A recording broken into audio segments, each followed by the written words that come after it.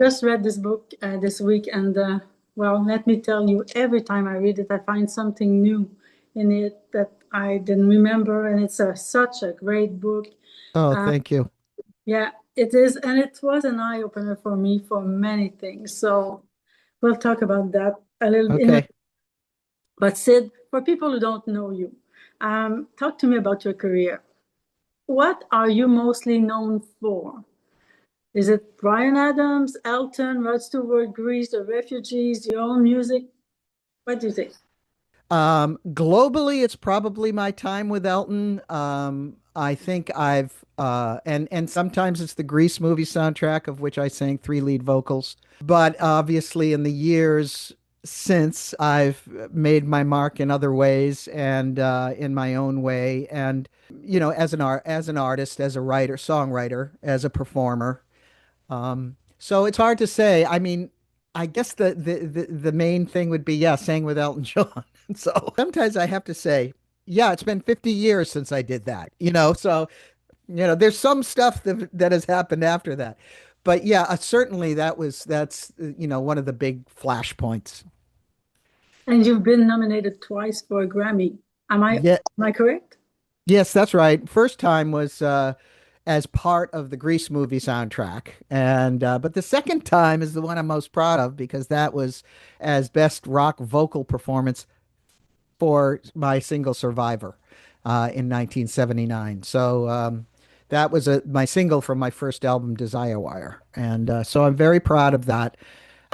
And you had 10 solo albums, if I count correctly, uh, That's right. Yeah. four with the Refugees, and Hmm. you performed with so many other artists like back vocals, and well, you have two things that I was surprised. A solo show, somewhere in between Not an Ordinary Life, and last year, I think, or the year before, The Civility of our Albert Cashier. What was that? That's something else. Yeah. So two different things. I wrote and performed a one-person show of my life um, in 2015, which I performed all over the country from 2016 to 18. And I will note that it's coming back. And I've refreshed it, and so I'm coming back and doing it again this year, later this year, hopefully around the country, and maybe Canada if I can get up So, there. I'll enlist you to help me. Um, so my solo show was very important to me. It's my life story told in song and story. I don't believe we've met yet. My name is Elton. I don't remember anything else we said.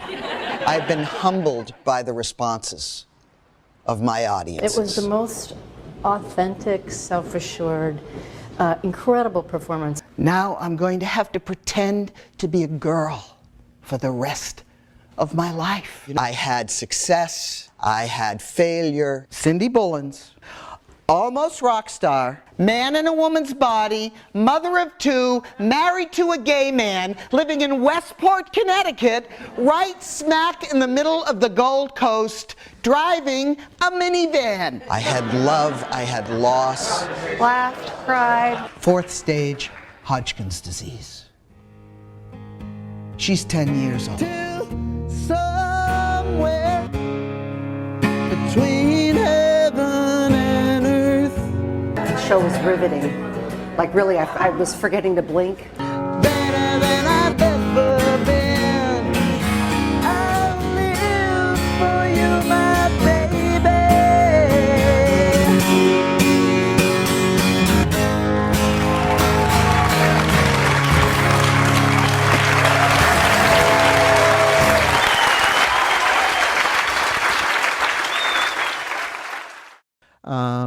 And then I was asked to act in a brand new musical called The Civility of Albert Cashier, which I did do out in Los Angeles for a run in the summer and fall of 2024. And that was a completely different experience. Now, here's the funny part.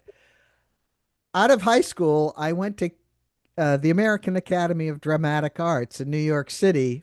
I know, and that was because your mom pushed you to go. That's right. But all those years later, you do So it. 50 years later, I get my acting debut. And so that show was extraordinary, and it was an extraordinary experience. And it was about Albert Cashier was a true historical figure who was assigned female at birth, but fought in the Civil War, all 4 years of the Civil War as a man, was captured, was wounded, was never discovered until much later in his life when he was still living as a man. And so I played. There were two characters, Albert characters. The younger one, where we, went back into the Civil War and told that story, and the older one, who was in a nursing home, me, and so his older life when he went through a trial when they found out he was a female at birth. The government sued him, and he won. But it's an extraordinary musical, and I had the honor of playing that part. That was part of my new experience as Sid. The show was nominated for several awards. I was awarded Best Lead in a New Musical or something by the Los Angeles something or other.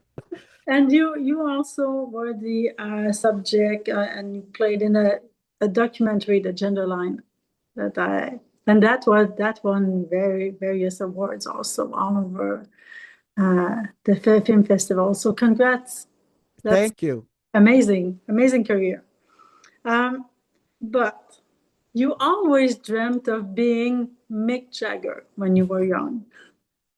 When in your career did you feel that you were the closest to achieve your dream? The first line of my book is I wanted to be Mick Jagger, Yeah. and I did. I felt that I had his energy. I had a little bit of his looks back then. I had what I call the hips and lips, meaning that I could move my hips and I had big lips, and I had the moves, and he excited me as a rock star, and it was he who I wanted to emulate. The difference is that I played guitar like Keith Richard, but I moved like and looked like Mick Jagger in those days. And so I felt I had a really good chance to be a rock star. What I didn't anticipate was that as a woman, as a female, I would not be accepted into that category. And it was a shock to me. However, I do feel that in 1978 and 79, when I had the beginning of maybe 1982, so 78 to 80, um, I was the closest I got to that persona, to that dream of doing what I wanted to do. I was out in the road. I had made records. I was performing with a great band and doing my antics.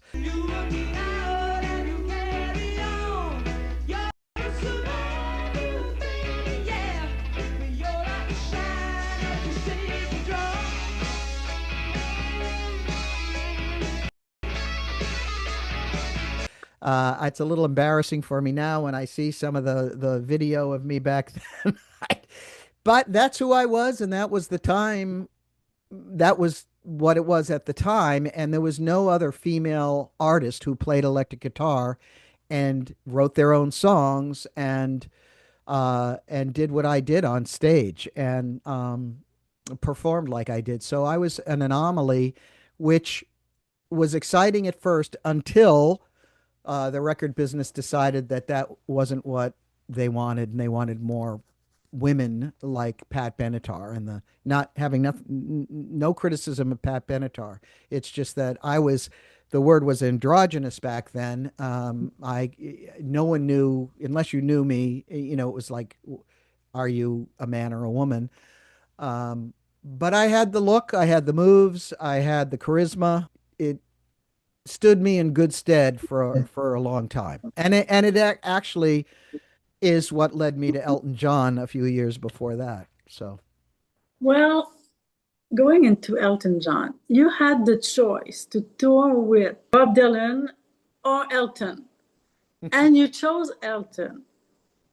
Why? my most famous story, I guess, is my meeting of Elton John. But before I go into that, I'll say that I had met Bob Dylan before that.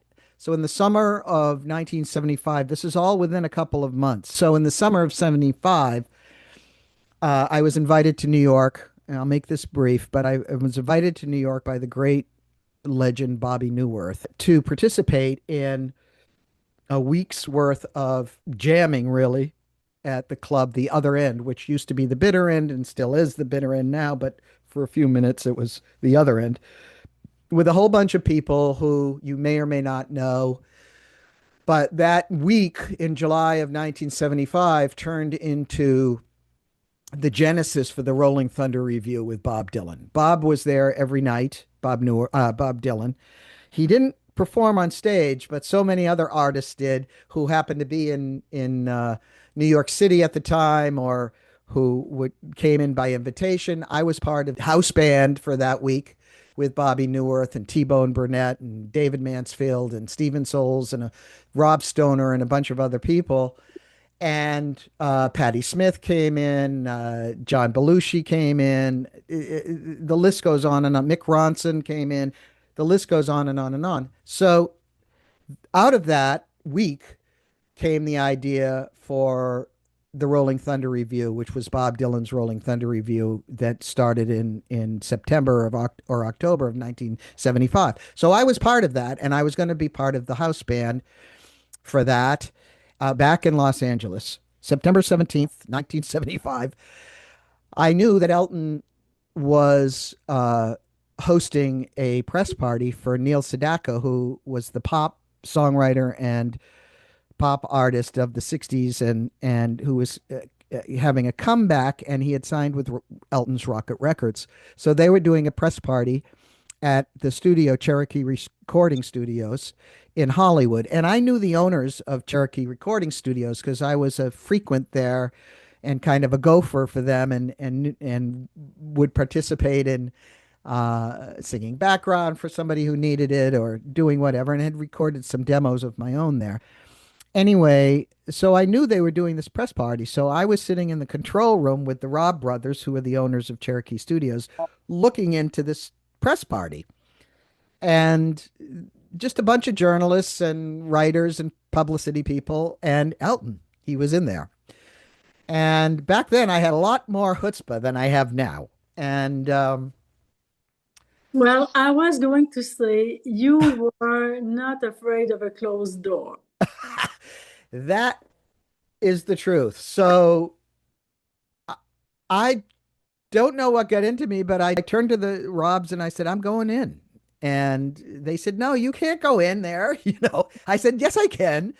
And I opened the door and I walked into the room and I went right straight to the food table, the hors d'oeuvres and the wine and the whatever was there. And I don't know, I got some food or something to drink or something. And I walked up to somebody, started a conversation. I mean, I thought I knew I was going to get kicked out at some point, but I was talking to somebody, and really not long after I got into the room, I looked, and so it's this big studio A, and over in that corner, in the right-hand corner, was Elton talking to his people. And I saw him start walking toward me. And I was like, uh-oh. Now, here's my thinking. Of course, he would not be the person to kick me out, but I thought he was coming to kick me out. So he comes up to me and he says verbatim, my name is Elton. I don't believe we've met yet. And this is in my show too. And I say, I don't remember anything else we said, which is the absolute truth. My mind just went. I told him my name, which was Cindy at the time. So he already knew whether he, and we've talked about this over the years, years ago and stuff like that, whether he didn't know if I was a man or a woman, and he was coming over to find out. And when I said it was Cindy, obviously he knew I was a woman, but he kept talking to me. And then a guy came and take him away. I know who the guy is now. It was Mike Hewitson. But back then I didn't know anybody. And came and took him away, and nobody kicked me out. And then Connie Pappas, now Connie Hillman, who was part of his management with John Reed. I knew none of this. So this young woman walks up to me and she asks me what I did. What do you do? And I said, well, I'm a singer, in all my chest puffing and everything. And we chatted for a minute and she walked away. So I'm there, and now I'm there, and I'm talking to people, and now that Elton's walked up to me and Connie's walked up to me, and nobody's kicking me out, so I'm chatting with different people. And then when I was just about to go and leave, by this time I'd met Elton, what else is there?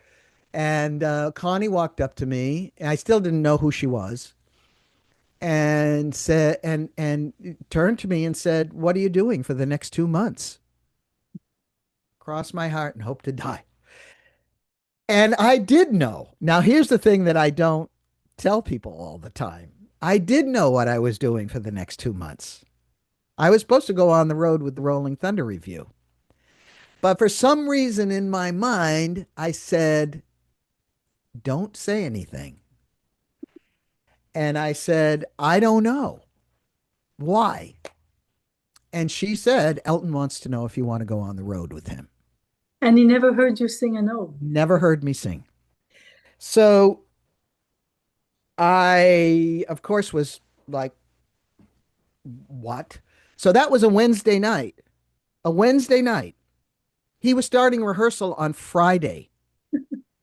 So I had to decide right then, really on Thursday or Wednesday night, what I was going to do. And so here I am, a nobody. I mean, I'm a nobody. I've sung in a few background, and I worked with Bob Crew. I sang in, I hadn't done the Grease movies. So I hadn't done anything except sing on some background vocalists for some wonderful people. My name's on a lot of background vocal stuff, but I wasn't an artist. I hadn't made I hadn't done anything as Cindy Bullens.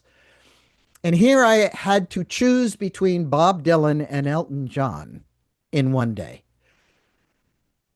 I chose Elton, even though I would have had a solo shot on the Rolling Thunder Review as Cindy Bullens. I would have been able to sing, and I would have been in the band. And I was going to be a background vocalist with Elton. But to me, and don't forget now, there was nobody more famous than Elton John, and I was a huge fan. Hello, it wasn't because, if it had been somebody I wasn't a huge fan of. I maybe I would have probably picked Bob Dylan, but it was Elton, and I was a huge fan of Elton John. And I used to listen to Yellow Brick Road over and over and over and over again, just on the cycle, and more, and his older stuff too. But at that time, Rock of the Westies wasn't even out, or it was just coming out. And I guess I listened to Captain Fantastic too over and over and over. But anyway, so I was a rock and roller, and there was nobody more famous than Elton John. Nobody in the world in music. And he was a performer. He was a rocker. The charisma that came out of Elton. And Bob Dylan, who I love and admire, it was a different time for Bob Dylan, and so I picked Elton on Thursday. So don't forget, I met him on Wednesday night. On Thursday, a limo pulled into what I call my flea bag apartment parking lot in Hollywood and handed me. And at that time, there was a stack of Elton John records. It felt like it was a foot high. And handed them to me. And like I was supposed to learn every single background part before the next day when I was starting rehearsal. Of course, I already knew a lot of the background vocals from just singing along with the tracks, but it's different when you're singing in the band. And we started rehearsal on the Friday, and a little bit of an insider knowledge, and I can't prove it, but I believe that, as you said, he had never heard me sing before I got offered the job. So there's a little bit of that cosmic connection here where Connie Pappas, who I found out was her name, the woman who was talking to me at the press party, her sister, Renee Pappas, was married to the very famous producer and record company guy, Jerry Wexler, who had discovered Ray Charles and Aretha Franklin and, was the president of Atlantic Records, with Ahmet Ertegun for a long time. And Jerry was good friends with Bob Crew, who I was working with at the time. And I had met Jerry several times, and we had I won't call it a friendship, but a good acquaintanceship.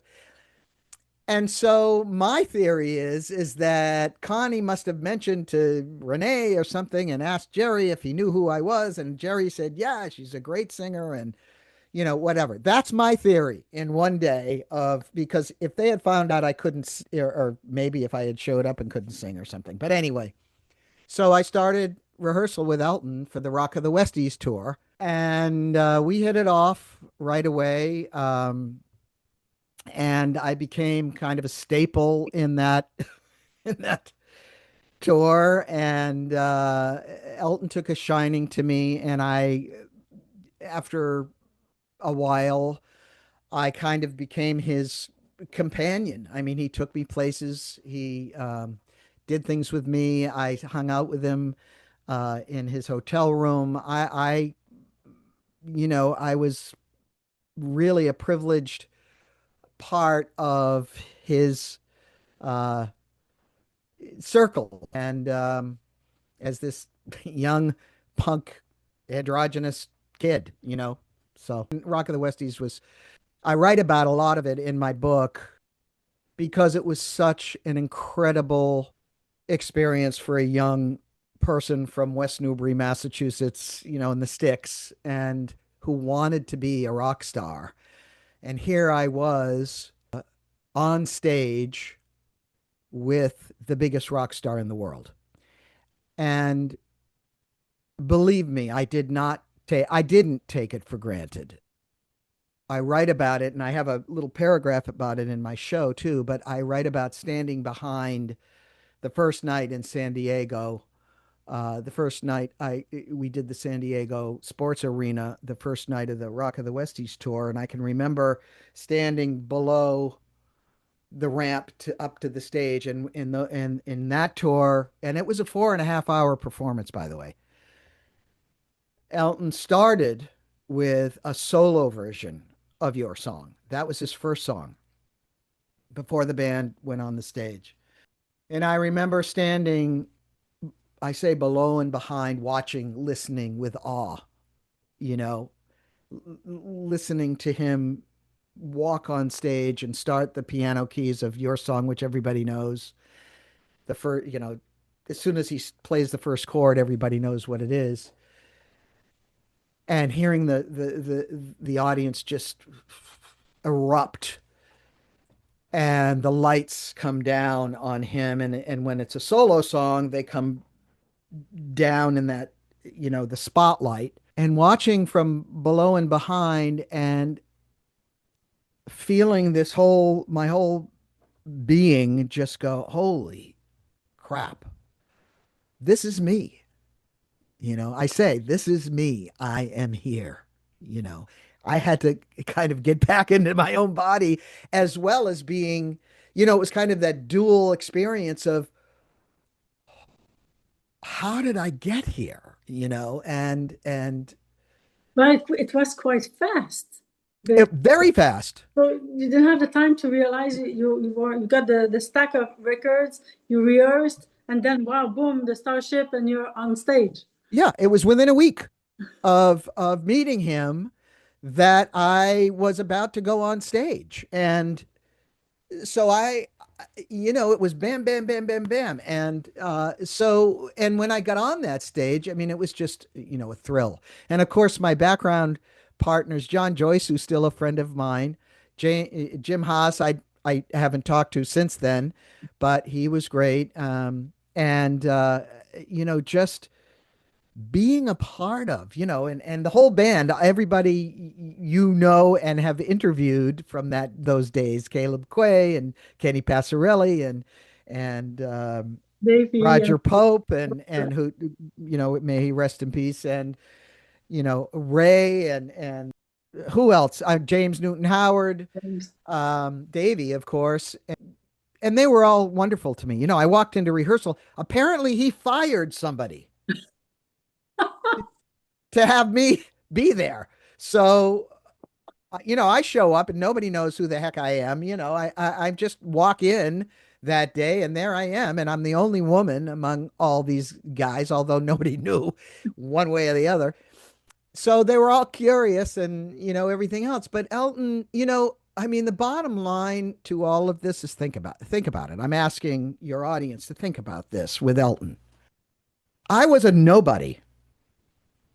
I had no, other than maybe somebody saying, yeah, she can sing, and yeah, and she's worked with Bob, whatever. I was basically a nobody. First of all, to have him walk up to me within 10 minutes of me walking into that recording studio party himself without having somebody else walk up and ask me what I'm doing. He walked up to me himself. And then he asked me that day, not an hour later, to go on the road with him. You've got to have some kind of spirit of,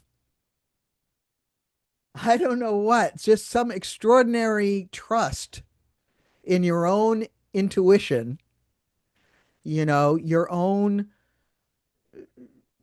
I guess intuition is it, your own sense of somebody else to take that leap. I mean, I'm sure his management company was going, John Reed, who I later became friends with, and Connie, who I'm friends with, I'm sure they were going, what the are you doing? You've got your band. You're asking this kid who we don't know who that they are, to come and sing. I mean, think about who Elton has to be to do that and say, no, I'm doing it. She's coming. She's coming on. I'm sure they could have fired me after the first day or two if I didn't live up, but I did. And the rest is, yeah, he was intrigued by you also. yeah, that was part of my persona back then. I'm sure you came across as fierce. You had, and that's something he likes also. Yeah. I don't know if fierce is the Well, word, I don't know but if fierce is the word, yeah. I think. But you came across as strong, as willing, as you had energy about you. well, I had the chutzpah to walk in, first of all.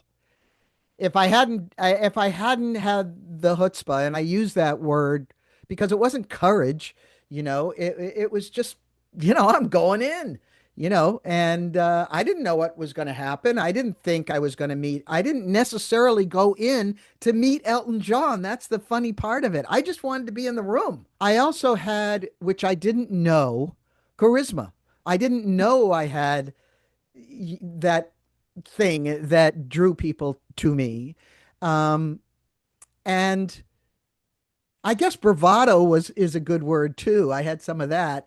And, so, and I had a look. I had a look Yeah. I was young back then, and I did have a look of being a rock star or a wannabe rock star.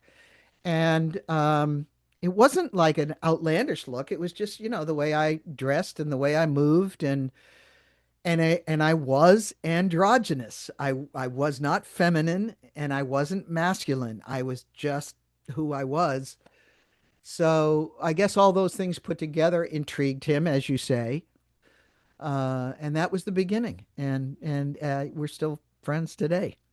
Yeah, you had a special relationship with Elton all those years back, and you still are his friend with him today because he wrote the foreword to your book. He doesn't do that for everyone. So that is special. How come you were close to him like that? What was different about you than the others? Do you know? Did you think about that part or? Um, I have to be careful because I don't want to speak for Yeah, him, and I have to speak for myself, and I can say what I perceived at the time and what I didn't, but I think your word intrigued is a good word. I think I and also I'm an until I wasn't. I am a non-threatening person. And I think he understood that I was somebody different. And here's the thing, I may have been starstruck by Elton, but I wasn't a taker. I wasn't somebody who was going to take advantage of him. And, or I didn't want to, I had no desire to. I, and the more time, private time I spent with him, the more I saw him as a true human being. And I have a story in my book about several actually, about recognizing his vulnerabilities and recognizing. I mean, my bubble was burst about being a rock star by spending private time with Elton John yeah, because he wasn't allowed at that time. And don't forget, this was a different time. This was yeah. in the mid 70s. People were idolized and iconicized and whatever that word is. And, he was an icon, he was an idol. You couldn't walk back then, stars couldn't walk out onto the street without being accosted. Nowadays, people can walk down the street, nobody gives a damn. But back Yeah, then, Philip, back you had to rent an entire restaurant if you wanted to go out. It was crazy. That's right. He had to go to the movies in disguises, which I did with him, in the middle of the afternoon. He had to shut down record stores to go buy records. He had to, which I did with him. He had to go to restaurants and shut down the restaurants, which I did with him. I was also with him when he got accosted in an audience in London in 76, where we had to be pushed out because I was with him. We had to be, the two of us had to be pushed out of the whole theater, and into a limo. When we went to see Shirley MacLaine in London, and, he, if I'm not talking out of turn, he cried. Yeah, yeah, It was like, so I learned what it was like to be a true rock star, and it burst my bubble. Now, I had my own issues, and later on, I had an issue with Elton that culminated in a fight, you know, and I talk about that in my book, and but it wasn't because I wanted to replace him or hurt him or anything else. It was my issue with my drug and alcohol addiction. And that we had to go through and reset and all that stuff. But you're quite going to your question about what intrigued him about me. I think I was a safe place. I was different. I was just different. I was closer than a band member. And I don't mean I'm closer than David Johnstone or anything else, I know what you mean. but it was a more intimate relationship between he and I. And I mean that as a friendship, not as anything else. And maybe it was because I was a woman, but I was also had a male persona. There was some mixed there, which happened to me all the time. People looked at me as kind of a male energy, but I was a woman. So I had that mixture of genders, um, which provided a different space for men. and And for he, women. maybe he was looking after his own identity. He knew that he was gay, didn't say it was, but it could maybe relate with you, like Sure. you were looking after your own identity, even if you didn't know it or didn't know the extent of it. Sure.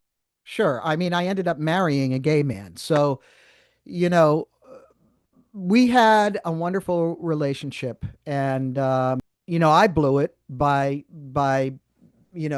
getting into my a drug addiction place and confronting him on something at the wrong time in the wrong place. And uh, uh, I still have shame about that particular moment because he didn't deserve it. He did nothing to me to make me feel less than. And if you want to know more about that, you can read my book. But nevertheless, he's never forgotten who I am. I've never forgotten who he is. It makes me tear up to really talk about Elton, and I do talk about this in the book. My love for him. I love him, but I love him in a way that is not about who he is as a rock star. As a person. I love him as a person, and I loved him as a person back then, and I love him as a person now. Look, we're friends, but he's been more of a friend to me than I've been to him in terms of what he's done for my life. I don't know what I've done for his life. I don't know what I've contributed to his life. What I do know is what he's contributed to my life. And so I feel like it's a little one-sided. He's done so much. He played on my records.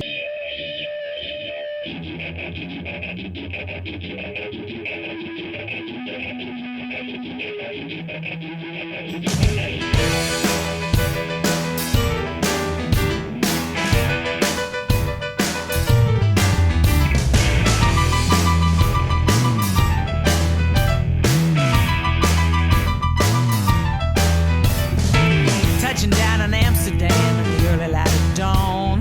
Wasn't I just an Amarillo thinking I'd been gone too long? Now I'm in my hotel room with a disco down below, fading out between the beats with no place I can Latest thing is he did the forward to my book. He's reviewed my anything I've done. He's had me on his radio YouTube channel. He's done so much for me, in trying to help my career. And that's on the professional level. On the personal level, after Jesse died, he was, such a my daughter, who died at 11 years old in 1996. He reached out to me right away. So there's been personal things that he's done for me. He called me when I wanted him to call me about, because I wanted to tell him personally about my transition. I was gonna decided to transition from Cindy to Cidny in 2011, and I wanted him to know personally. And he called me, and we talked for a long time. And he said, I just want you to be happy, and he was afraid for me, like everybody else, like, what's that going to do to you and for you and this, that, and the other thing. So the first time he saw me as a trans man was 2015 or 16. And I went out to Las Vegas to see his show. Now, I had been out to Las Vegas to see the Red Piano before that, and but I hadn't seen him for probably 3 or 4 years after I started transitioning. And I don't know if he'd tell you this, but I'm going to tell you this. He was so nervous. He was. He was so nervous to meet me. I mean, that's what I felt. He was like, because he's always, and this is a funny thing. He called me Blanche. And this is the story in my book. And again, you have to read the book, but if you want to know the story. But my name was Blanche. Every male in his band and in his circle, wide circle back then in the 70s, had a female name. Every male had a female name. And so did I. I had Blanche. I was Blanche from Boston. And so he called me Blanche. He never called me Cindy. He called me Blanche, Blanche, Blanche, Blanche for decades, years.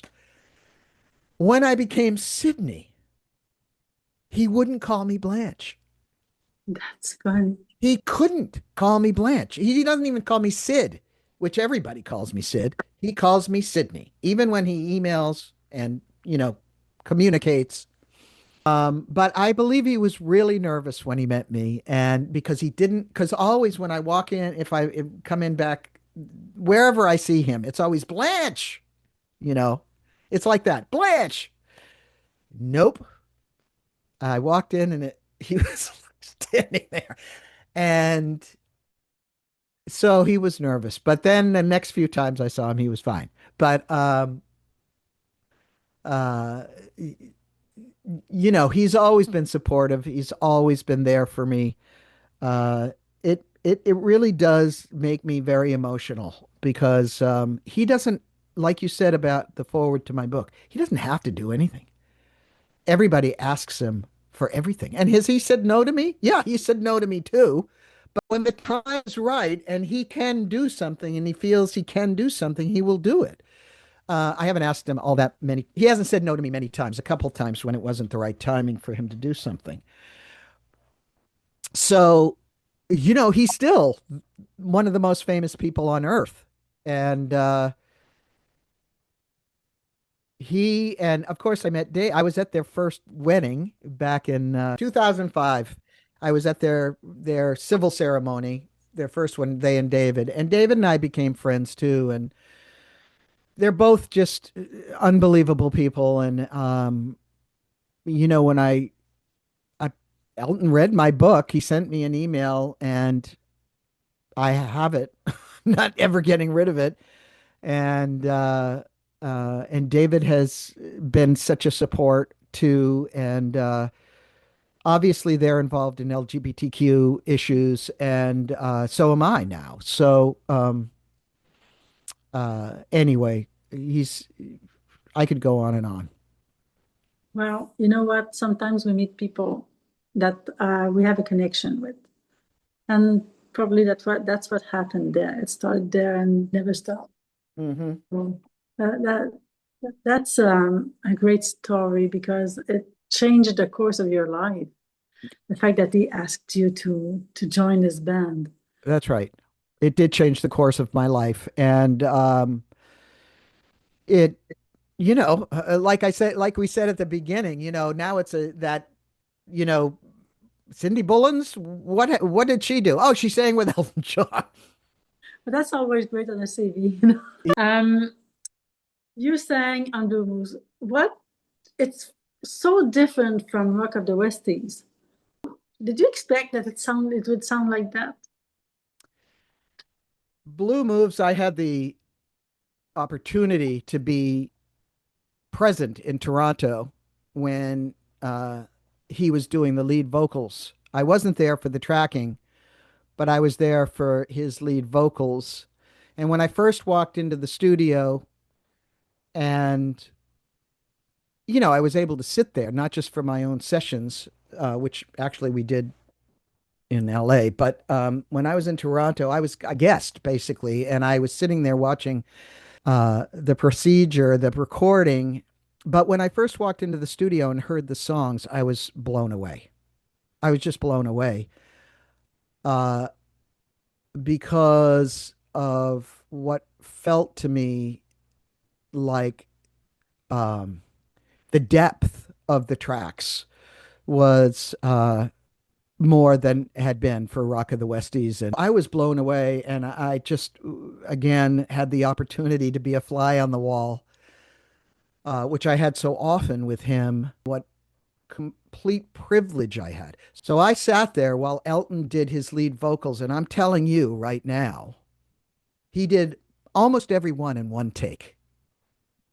I mean, maybe I'm exaggerating. Maybe he'd stop himself and say, let me do that again.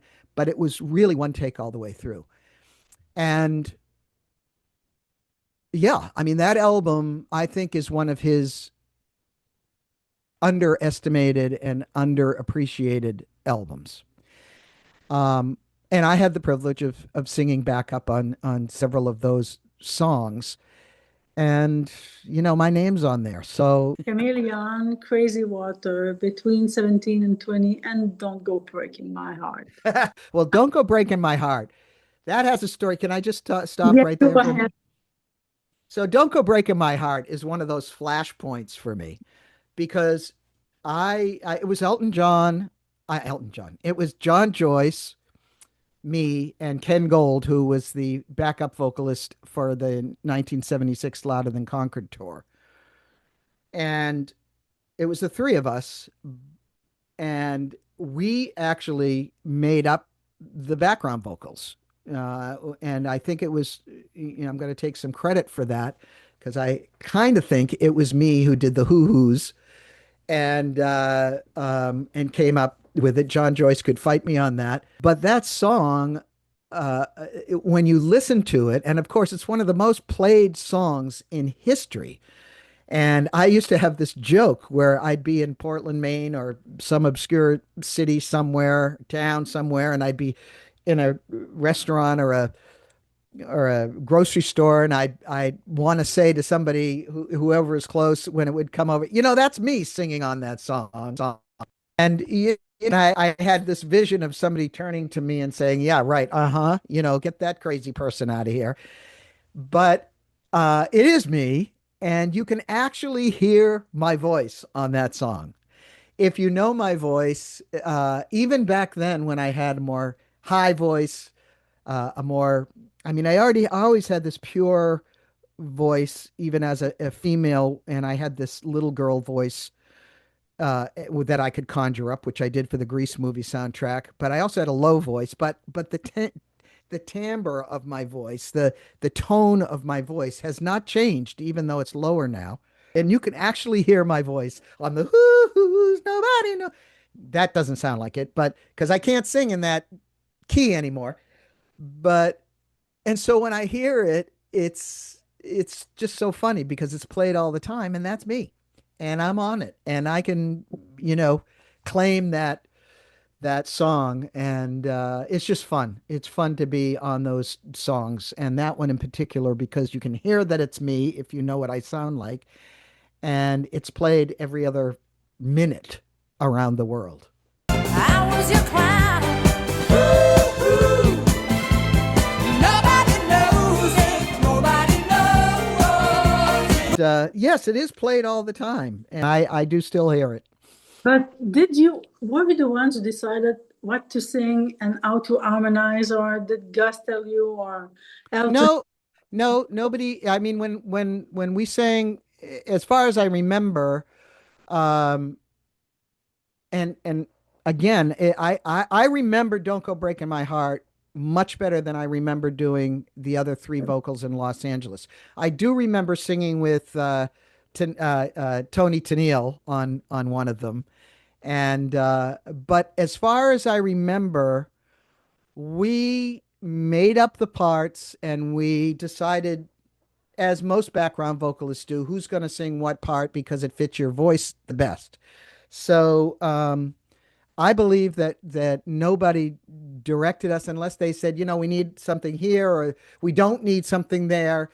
Gus could have done that, or not Elton. I don't even think Elton was there when we did it. And most of the time, just like, he did with the band, you play what you feel and what you feel is the right part for the show. Elton didn't really micromanage his sessions. And I hope that you've heard that from other Yes, people. yes. And But I've heard that Gus was micromanaging a bit. Yeah, Gus, I have my I'm going to say something that is just my opinion about Blue Moves, is that I thought the mix of the album was not good. I thought the album could have been, I didn't like Gus's approach on the mix. Now, who was I? Nobody. But I did have an ear, and I, having heard the record in the studio, um, and what it could be, I felt like he, and this is, it's not that technical, but it's a little technical, that the album was much too compressed, and that the depth and breadth of the orchestral parts and the nuances of that album were kind of lost in the mix. It's still a great album. The songs are great. I just thought it could have been a better mix. And that's just my opinion as a lowly background singer on that thing. But so yes, and Gus did micromanage, but I don't remember. And again, I don't remember. I don't think he micromanaged the background vocals. Yeah. And what's your favorite song on the album? Sorry seems to be the hardest word. That song makes me cry. Yep. That's my favorite and always has been one of my favorite Elton tunes. Yeah. And why? Why? I guess because it hits me emotionally like it hits you, you know. It's also a wonderful melody and great lyrics, you know. I mean, but even just the first da da da da da, you know, it's just there are certain songs, and Elton has a bunch of them. Yeah. His piano, you know, Love Lies Bleeding, you know, all his orchestral, his classical training. It shows. Brought so much into his songs. And so I think just the what you say, it's just orchestrally and musically, it hits you in a place that goes right through you. And I just, that's just my favorite. It does. And well, so many things changed for that album because the guys worked with Elton to compose the songs, and James did the arrangements. So it sounds so different. Mm-hmm. It's a great album. It sounds different though. Yeah. Yeah, it does. What do you think people should know about Blue Moves? That they don't. About Blue Moves? Yes. Just what I said before about it being, I think, underappreciated. And because it wasn't, and you can correct me if I'm wrong, but it didn't seem to get the push that other of his albums have gotten. And he did not tour to promote it also. He did. I guess he didn't tour to promote it. So I can't say it's my favorite Elton album, but because I just Goodbye Yellow Brick Road is still probably my favorite. But I think it's one of his deeper forays. It is. And I think it's worth another listen by people. That's a great way to end the Blue Moves part. What's your best memory of working with Elton? That's a tough one. Well, you can have a few. You know, there's so many, and aren't I lucky to be able to say that? The best memory I have on stage is July 4th, 1976, which was the bicentennial of the United States, and we played in Boston, Massachusetts, basically. It was in Foxborough, but it was Boston. And I'm from Massachusetts. So I had my whole family there, which I have a lot of siblings, family, cousins, mother, father. Holy Moses, it was crazy. And I had to make sure my mother didn't embarrass me or, all that stuff. But anyway, so it was that. And I was so nervous because they were all there. But on stage, there I was on stage with Elton on the Bicentennial in Massachusetts, where it all began, and being from Massachusetts. And at the end of the show, before the encore, where he introduces everybody, he introduced, and I'm always, the background vocalists are always the last, it's everybody and then us. So, or maybe we were the first. No, we were the first. We were the first. Okay. And Davey was the last. So, or maybe it was Ray if he was on stage. One of the two was last. But anyway, we were first. And he didn't introduce me. And he went through everybody else. And then at the end, he said, and last but not least, from Boston, Massachusetts. And before he even got my name out, the entire 80,000 people, no joke, exploded.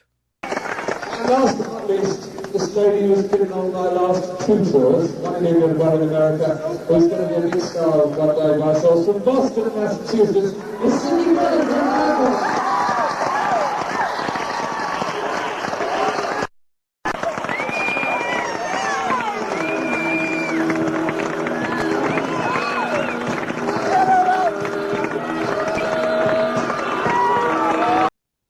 And he came back, and which he had done before, and picked me up.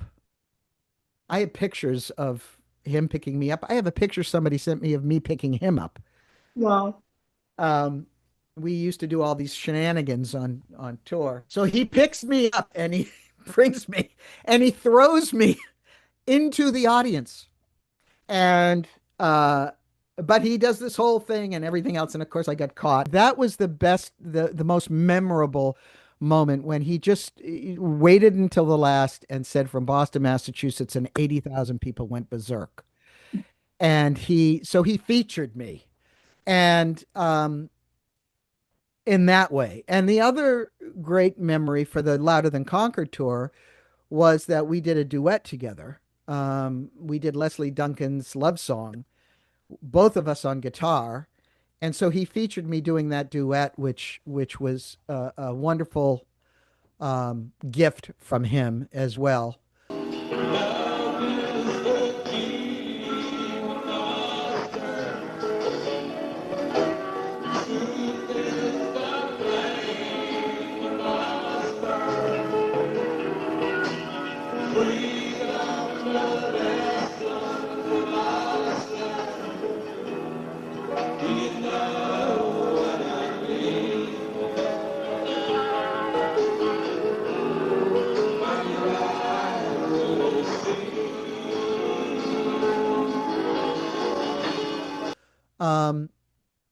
So there were a lot of moments like that he, oh my gosh, I talk about it in the book. He used to dress me up. People would throw clothes on stage and he'd have me up there and he'd put stuff, he used me. He used me as a prop. And that was great. And so I have many, but I think the 1976, the Bicentennial was one of the best. What about Dodgers? Dodger Stadium. Exactly. I mean, see what I mean? I mean, you have to bring up the other one, which I write about in the book too. Yeah, Dodger Stadium was one of the first ones, and that was a year before when we were the first. Elton was the first rock band or the rock artist to play in Dodger Stadium, and that was magical. That was magical. This second night. Whatever night it was, I think it was the second night that I write about and that I remember and that I thank God I wrote about all the stuff in my journal, because when you write about stuff when it happens, there's a feeling that comes out of what you're writing that your memory doesn't always preserve. Sometimes it does and sometimes it doesn't. But because I wrote about these things in real time, I was able to go back and go, oh my God, yeah. That's what happened, and that's how I felt. And at one point, when we were, I can remember. So this is Dodger Stadium, and I was still. Don't forget, it was my first tour, so I was still. And the tour was only 5 or 6 weeks long, so it wasn't that long. When so you've been together for a month or 5 weeks or 6 weeks or whatever it is. It's not like years together. So I'm still new. I'm still evolving. I'm still in a new relationship with Elton, personally and professionally. And but I'm up there and all these stars are there. I mean, everybody from, we know about Billie Jean King, who she and I later became friends and they're still friends. Or during that time, we became friends and are still friends.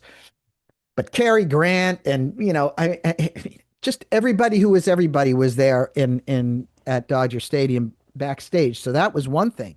But then you get on stage and you're singing Don't Let the Sun Go Down on Me with the sun going down behind Dodger Stadium. And everybody, back then, we didn't have iPhone things. You had Bic lighters, and every single person, it seemed like, had a Bic lighter, and the Bic lighters go on. And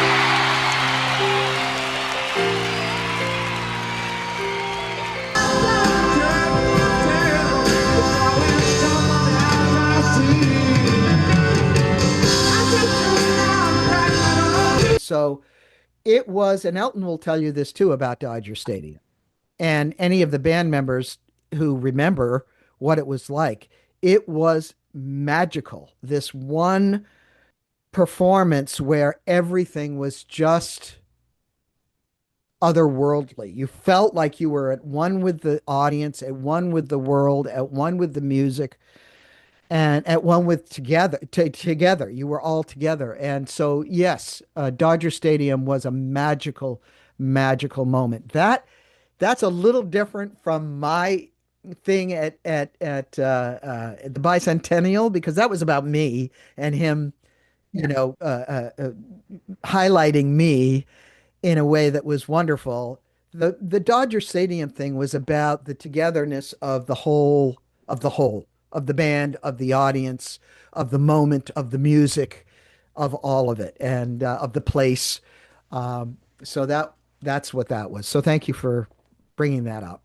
Well, I think I've watched all the videos I could watch because I was not there. So it's like, tell me about it. I want to know. Yeah.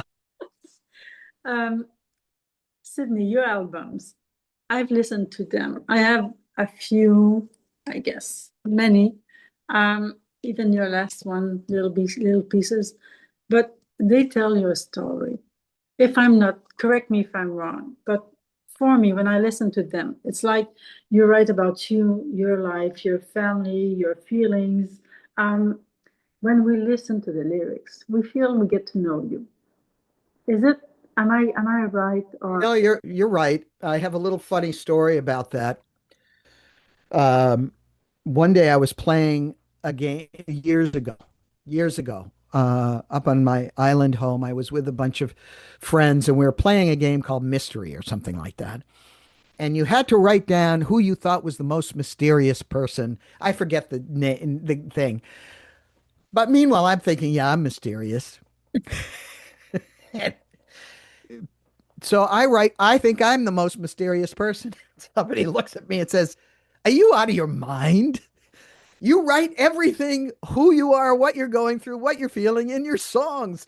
We all know who you are." And it was it was so funny because you're right. I write about my life. I write about my feelings. I write about my experiences. And I'm not mysterious at all, I guess. I mean, I did that in my book. I try to be as honest as I could possibly be in my book and in my show as well, my one person show. It's very honest. I can go down to Nashville and write a song, co-write a song with a Nashville songwriter about something that is not in my experience. And I can do that because I can craft a song. I'm good at it and I do it. And I still do it with the Refugees and with other songwriters, co-write songs. But when it comes to my own songs that I put on records, and of course there have been, I mean, they're all about my experience somewhere or another, but there are some that are deeper and more personal than others. But there has to be some kernel of truth, some kernel of experience, something that comes out of me that rings true to me that I can build on to write a song by myself for myself. And having been a songwriter for, 60 years, uh, professional for 50. I've had the good fortune to really be around some of the top artists in the world. And everybody writes in a little different way from a little different perspective. Mine seems to work when it's something I can hook onto that's in me. And out of your mind,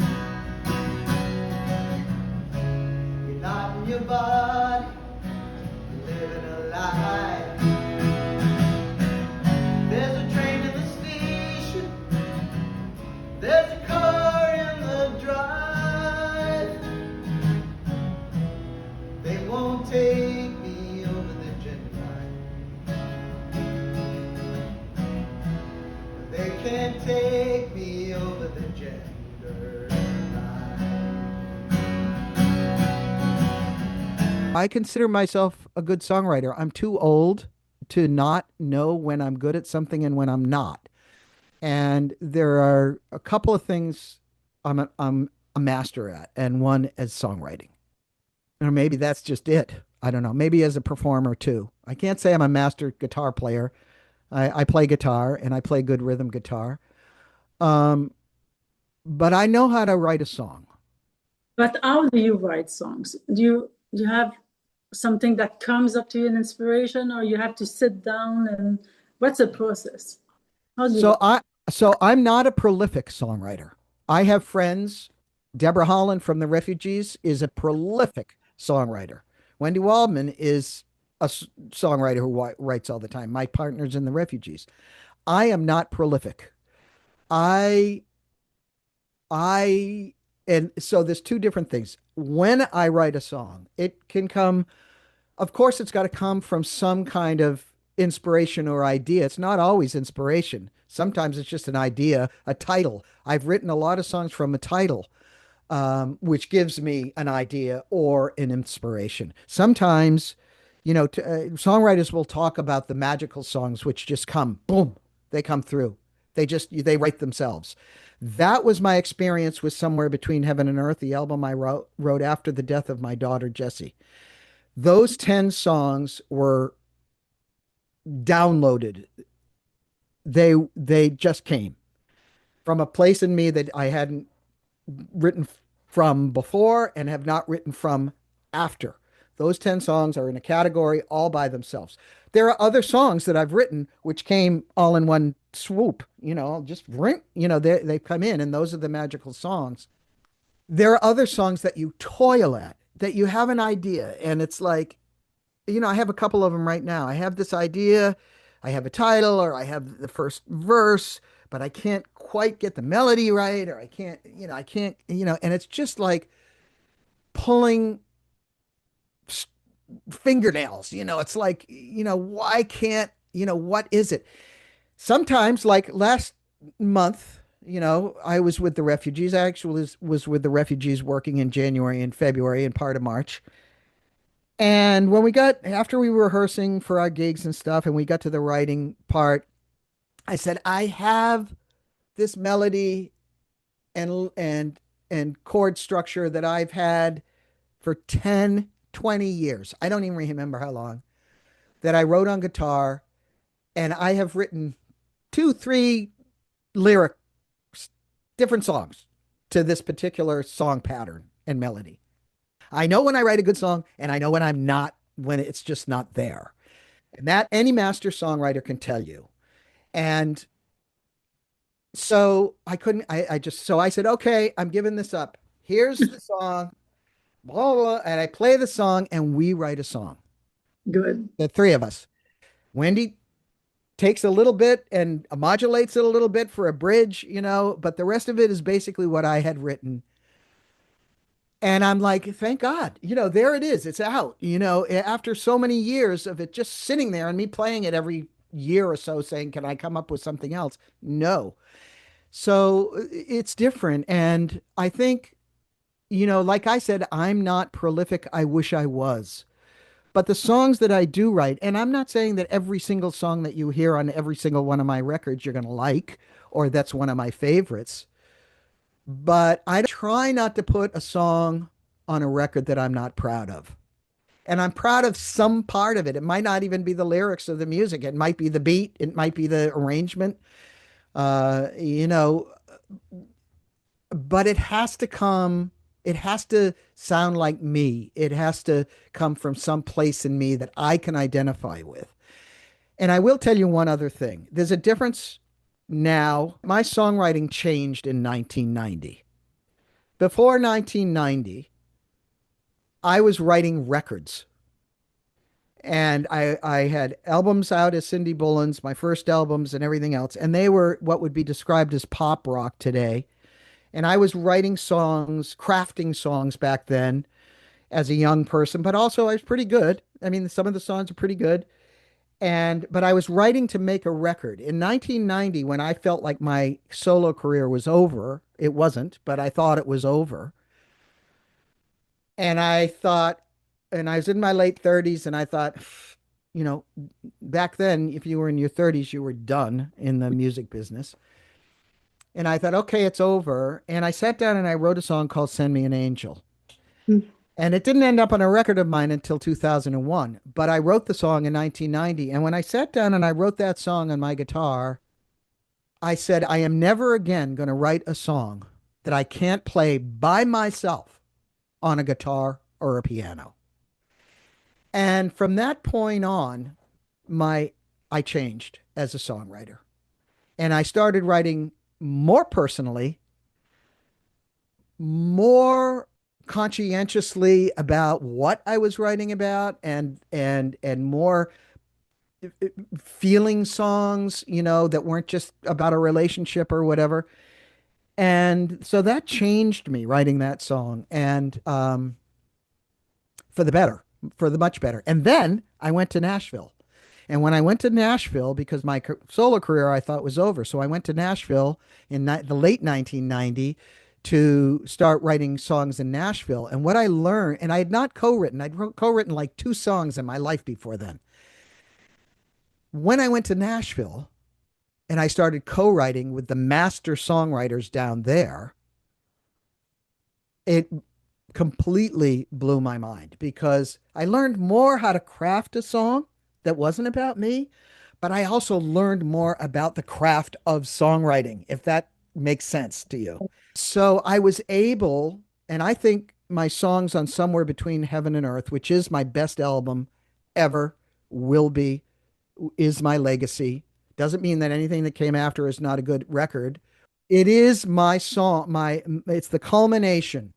That album is the culmination of my years as a songwriter and learning how to craft a song with the most raw, real, unencumbered, unexamined feelings about losing a child and resurrection after that, and what its grief is, even though it's not a morbid CD at all. It's a very hopeful CD, but it does talk about those songs are different aspects of different parts of grief, but it's all there's some kernel of hope or future in every single song there.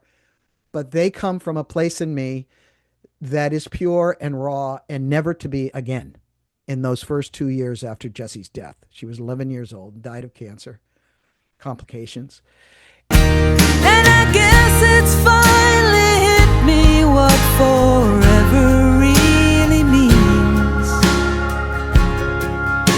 That no amount of dreaming is gonna bring you back to me. And it's the end of wishful thinking.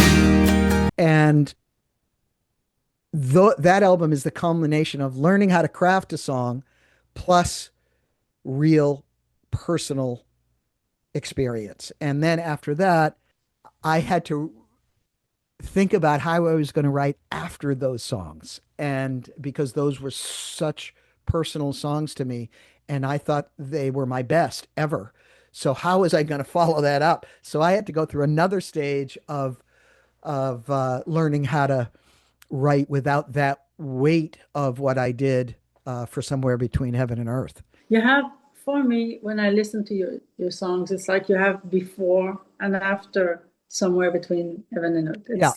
Completely different. Completely different. Yeah. Not even in the realm of anything close. Yeah. And that, losing a child, it changes you forever.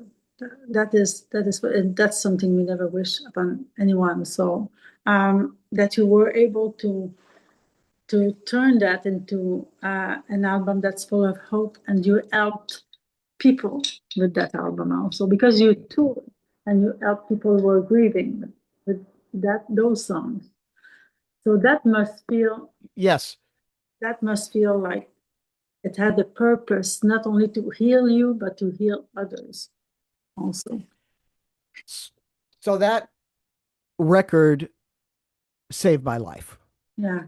There's two parts of it. I wrote those songs in the first 2 years after Jesse's death, and there's a whole story there that I won't go into about how that happened, but they were never intended to come out as an album, as a commercial release. Never intended. I wrote those songs for me.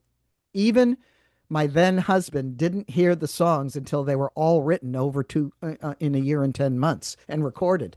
I didn't play them for anybody.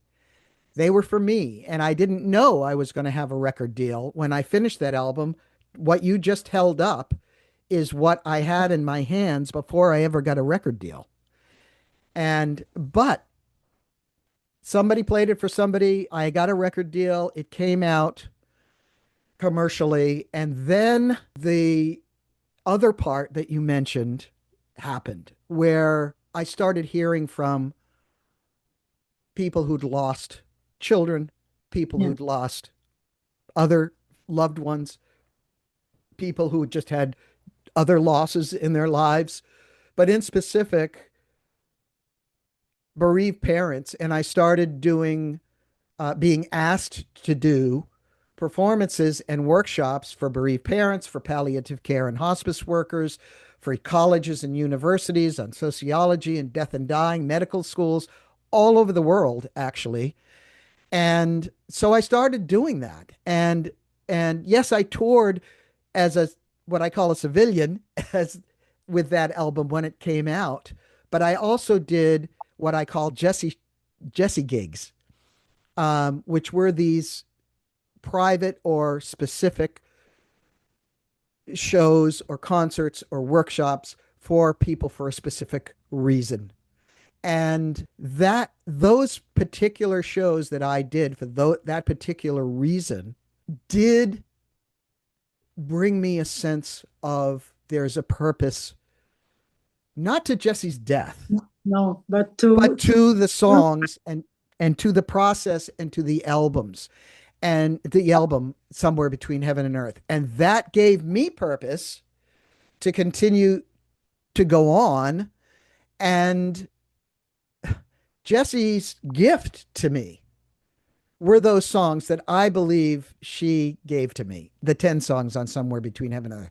She gave them to me. I can't tell you whatever your beliefs are, your this, that, whether they were channeled or downloaded or what they were, but believe me, it was an experience that I never had before and I haven't had since, of those songs coming from a place in me that they just, or from a place outside, I don't even know. And they continue to this day. To this day, I still have people telling me how much that album affected them. And it's not just bereaved parents. It's people who have been through different kinds of losses in different parts of life. So Jessie gave me the gift of going on with my music.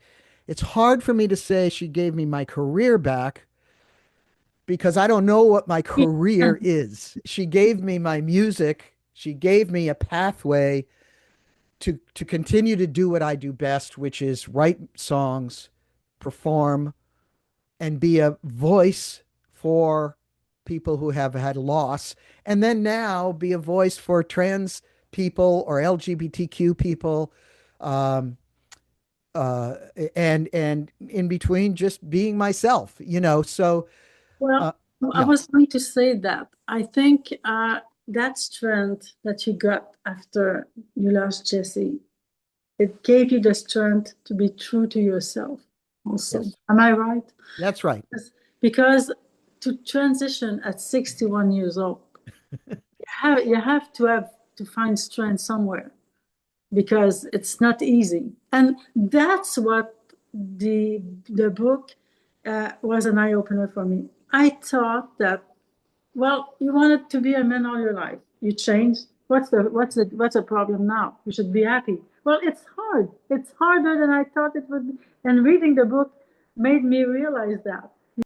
So it's hard on a number of levels. And of course, today, in this day and age, with trans people being vilified for no reason. I mean, no reason. It's all made up. All the vilification is made up. Can I say that again? It's Yeah. made up. There is no threat from trans people, period. Trans women, trans men, none of us. There's no threat. So that's all made up. So that is one thing. Put that aside for a minute because that affects me like it affects every trans person in today's world. But put that aside for a sec. Transitioning, as I like to say, from one gender to another is not the faint of heart. Now, I can't speak for every transgender person because I'm not every transgender person. And we, like every other human being on earth, are different from each other. We may have, anybody who's got the same trait can say, oh, yeah, I'm a blonde like you, or I'm, left-handed like you. But we're all different. So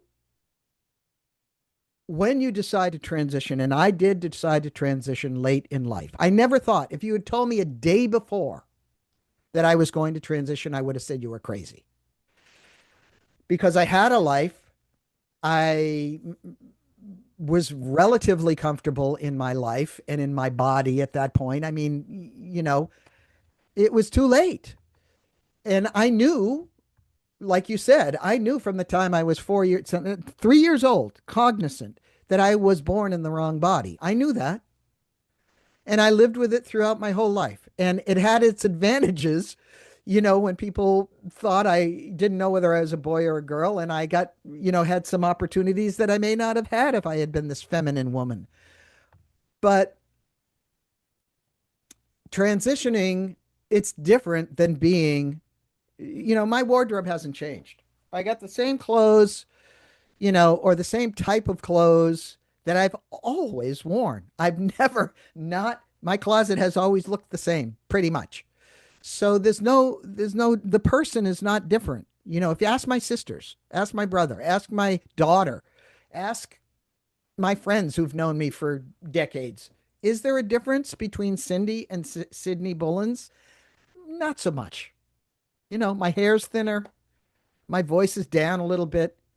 I may not cry as often. Thank you, God, because I used to cry at the drop of a hat, which I hated. But I'm the same person.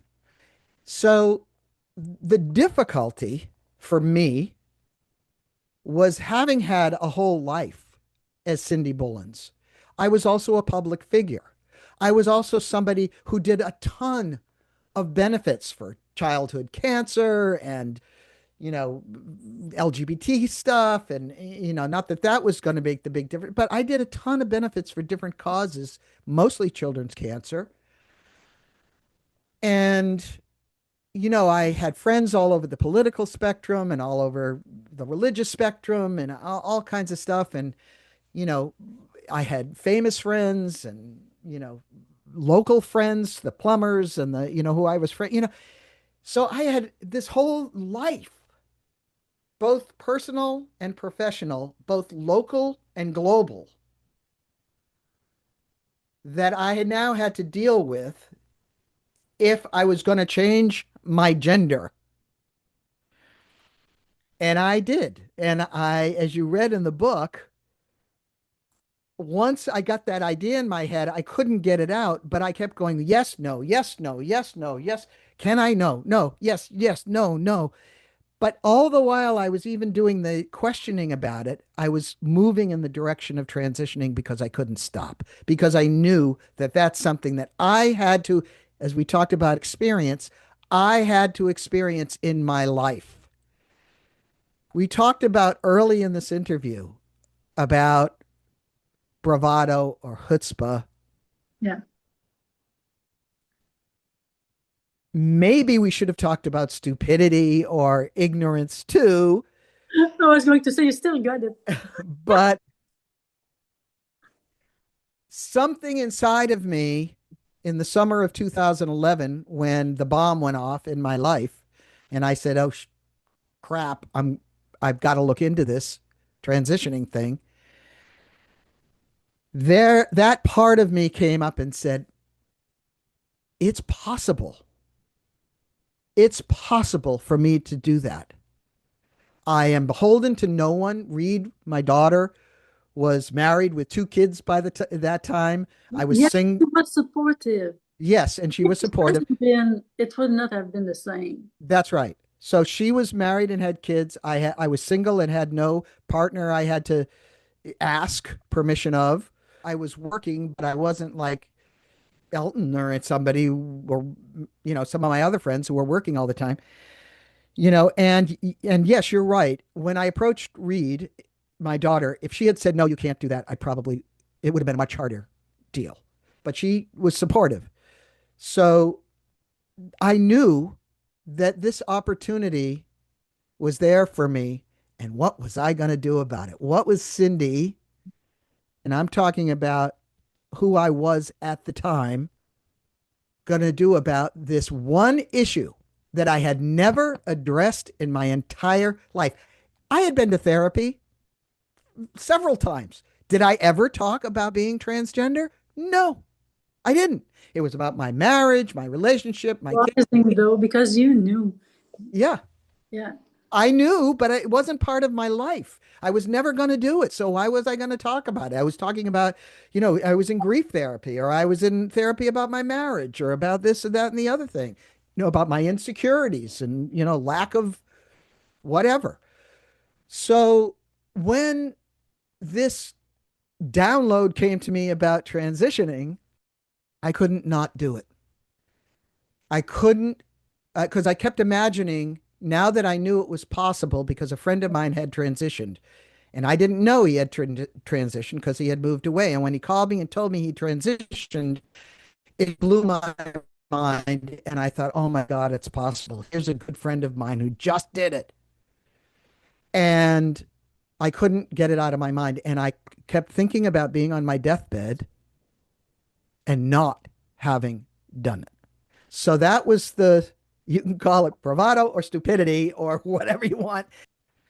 And I went for it. And it's a long explanation to say it's really hard, friggin' hard.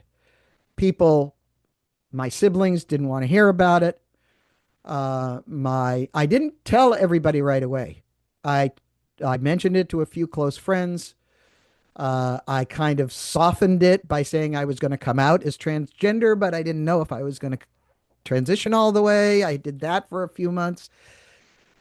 But it puts a bomb into your life, which I say. It definitely blows up your life. So I came out publicly in 2012, and it was the first time I went out publicly as a transgender person in the music business in 2012, and it was horrible. It was. It was terrible, because now I wasn't performing. I was at a music conference in Nashville, and half the people thought I was Cindy, and half the people said, "Oh, didn't you change your name?" And I just felt so uneasy, and I went back and I hid for 2 years. Yeah. And Well, it's we cut our hair and we stress, so it's crazy. The whole way the world looks at you is different. But what struck me the most in your book was like, I cannot say, well, you have your kid is so cute. You have to You have to be different. Oh my gosh. Well, that's a whole different line of questioning is learning. So I may have looked like a guy my whole life, but I was raised and processed as a woman, and so as a woman, no matter what you look like, you can go up to a baby and say, "Oh, in an airport or somewhere," and say, "Oh, what a cute little baby," and nobody's threatened. You can't do that as a man. So I had to learn. That's a whole nother thing, about learning how to be in the other gender. But that's just part of the whole process. I mean, there's the part that the people you don't know that you have to present as. You have to present as a man. I can go into a restroom anywhere, even when it's illegal, which is the stupidest thing in the frigging world. I can walk into a restroom and anywhere, a men's room, and nobody's going to know the difference. And they're just not. If I walked into a woman's room, what would happen? So I can do that. But so the stuff that happens with people, I've learned over the last, and it's 15 years this year, the anniversary of my deciding to transition in September. And so I've learned how to walk in a man's world now. I've learned how to be in a man's world. But I'm still a female. I still have female traits, and I still want, I have to remember, oh, that's a cute kid, but you can't say anything. I have to remember not to look at a woman, you know, like maybe I'll be admiring her hair or her, you know, something, but I Yeah. have to remember I can't do that, and there are so many other things. The list goes on and on and on about things Mind that women can blowing do. for me. Yeah, Mind blowing. things that Yeah. you just can't do on both sides. You can't do certain things with men that you could do as a woman, and you can't do certain things with women that you could do as a woman and now as a man. So there's just this plethora of things that you have to relearn about yourself and about the world. And, I feel, sometimes I feel like a spy, Yeah.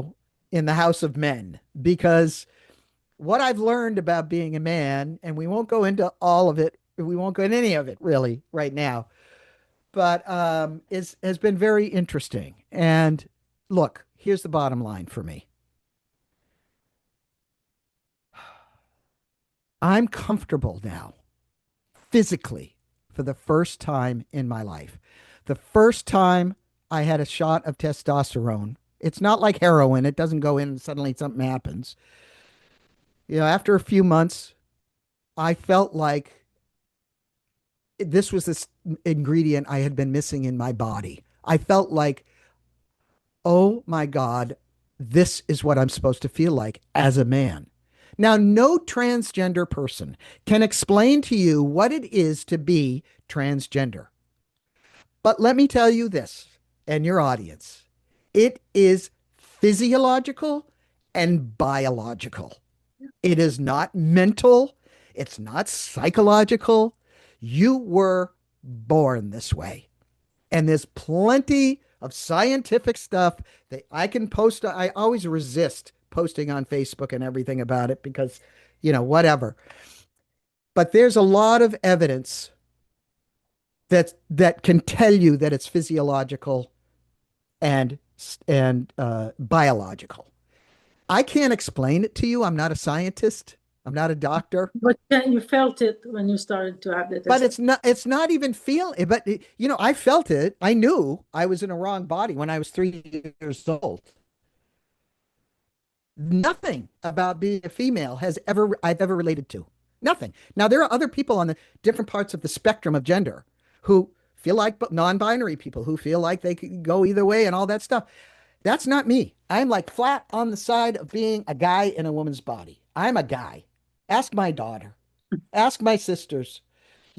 Ask my brother. Ask people who've known me since I was born who I am. I have never been a girl. Now, I got pregnant and had 2 kids, and breastfed them both. I wouldn't give that up for the world. I'm grateful that I had that opportunity in my life to be a woman and to bear children. What a spectacular experience that was for me. Did I lose a child? Yes. Even with that, I have 4 grandchildren. Yes. They are the lights of my life. I'm their grandmother. They all know that I'm their mother's mother, but I'm rah-rah and I'm their grandparent. And if we're in public, I'm their grandfather. And they all know that. And they have no problem with it. And they're range from age 7 to 18. So that's who I am. They don't have an issue with it. If they don't have an issue with it, nobody else has to have an issue with it. That's it. And so nobody can explain what it is to be transgender. What I can tell you is everything negative about us as people is manufactured. Everything. Doesn't mean there isn't a transgender person who goes and robs a bank or shoots somebody or does something else. So does. It's not because he's transgender. It's not because we're transgender. That's it. We are people who were born this way. Just like other people were born left-handed, some other character trait. Blonde or blue-eyed. Yeah. So, and that's really the truth. I am not a threat. And that's why I'm bringing my one-person show back, because my only weapon in this particular time that we're in, I'm not a big famous person. I'm not a millionaire. My weapon in this time is my story.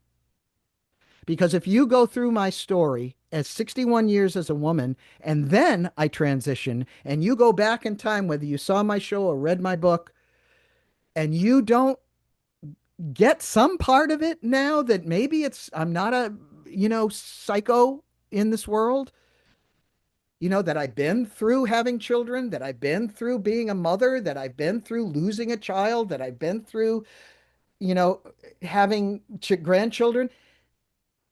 If you don't get that I am a whole person the way I am, flawed, with all my flaws, I still have the same flaws I had as Cindy.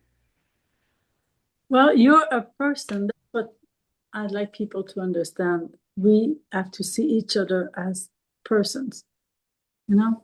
That's right. Yeah. Are you at peace now, Cidny? I don't know if I'll ever be at peace. I think, it's funny. I did a conference down in Memphis last year, and it was, like one of my bereaved parent things, only it was about my book. So I had pictures and I read from my book, and then there were questions after. And the first question somebody asked me was, are you at peace? I don't know if I'm at peace. I guess I'm not. And the reason I'm not is because there are too many things to do in this world. There's a personal peace and there's a global peace. And I don't mean global in peace of the world. I mean that I think about my global perspective, and I'm not done yet. And I'm at peace with my decision to transition. Yes. As hard as it is today for us to exist because we want to be eradicated. They want to eradicate us, they being them over there.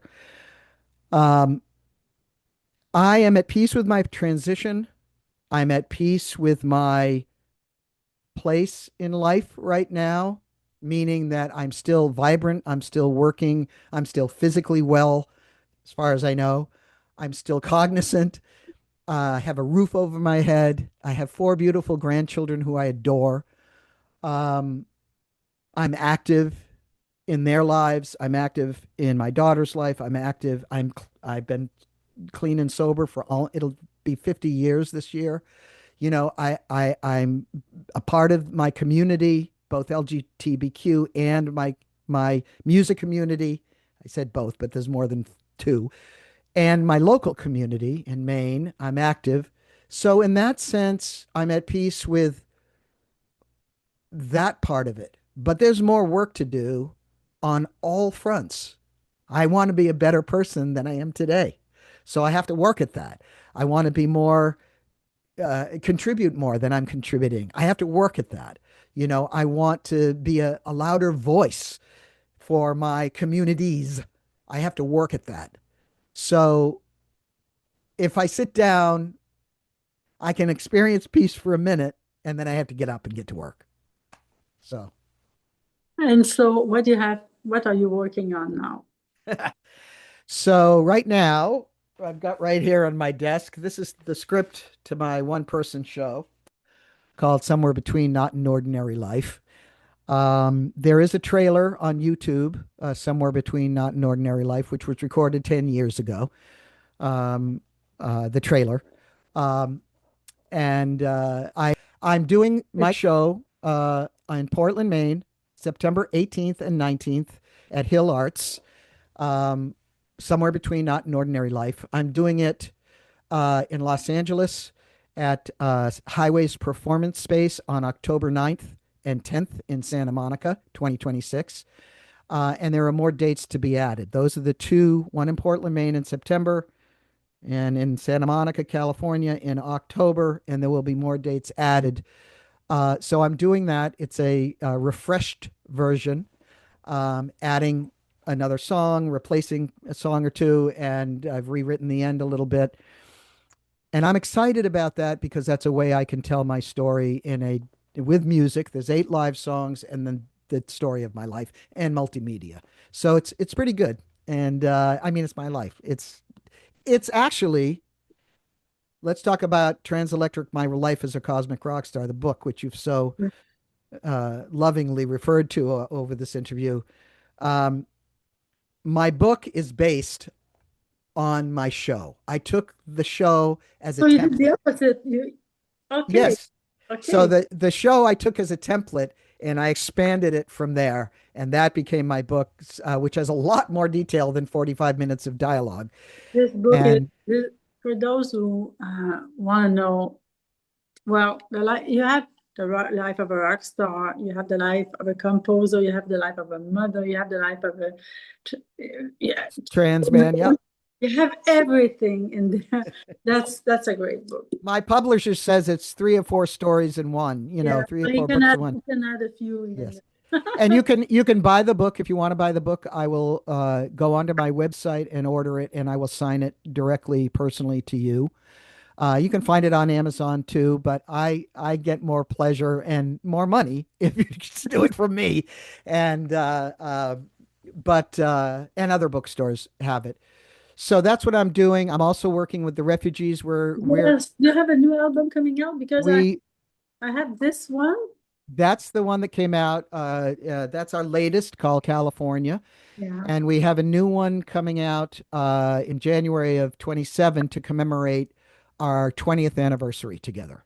So, and that's Cidny. Do you have any other? Because the one I have is this one. Little Pieces. You have the vinyl. I have. That's right. Yeah, it's. Oh my God! I should show that because I'm like, I die for colored vinyls. So you have to see. It's a red.